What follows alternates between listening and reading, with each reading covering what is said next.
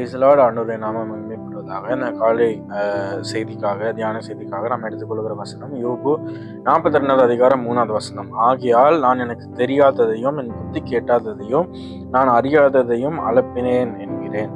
அதாவது யோபுக்கு ஆண்டவர் கொடுத்ததான ஆண்டவர் அனுமதித்ததான சில சூழ்நிலைகள் நம்ம பார்க்கிறோம் இல்லையா.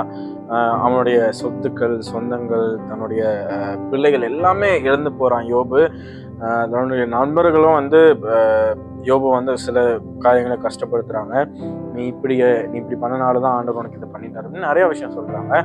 ஆனாலும் அந்த நேரத்திலையும் யோபு எல்லாவற்றையும் கடந்து வந்த யோபு சொல்றதான வார்த்தை, என்னுடைய புத்திக்கு எட்டாதது நீ செய்திருக்கிறீரே, அதை நான் அறியாமல் நான் அதை போட்டு அப்படியே அளப்பினேனே என்று யோபு சொல்லுகிறார் இல்லையா. ஸோ யோபுக்கு ஆல்ரெடி ஆண்டவர் ஒரு வார்த்தையை கொடுத்தாரு. என்னன்னா, யோபே இதற்கு செவி கொடும், தரித்து நின்று தேவனுடைய ஆச்சரியமான கிரியைகளை தியானித்து பாரும். யோபு இருந்ததான சூழ்நிலையில இந்த மாதிரி ஒரு விஷயத்த பண்றது எந்த ஒரு மனிதனுக்கும் அது கஷ்டமான ஒரு காரியம் தான். ஆனாலும் யோபுக்கு அந்த வார்த்தையின்படி, யோபே தரித்து நின்று தேவனுடைய ஆச்சரியமான கிரியைகளை தியானித்து பாரும்.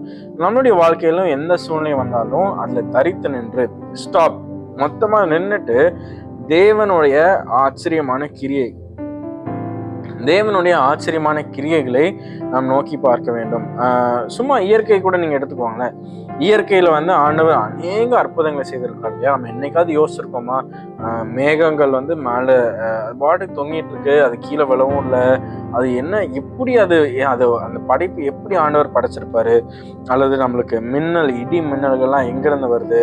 இப்போ வெளியில நம்மளுக்கு ஜில்லுன்னு இருந்தாலும் சரி, நம்மளுடைய உடை மட்டும் அந்த சில்னஸ் அப்படியே இறங்காம இது கொஞ்சம் வார்மா இருக்கு, இது நம்மளுக்கு அந்த பதப்பதப்பான தன்மையை எடுத்து கொடுக்குது இல்லையா.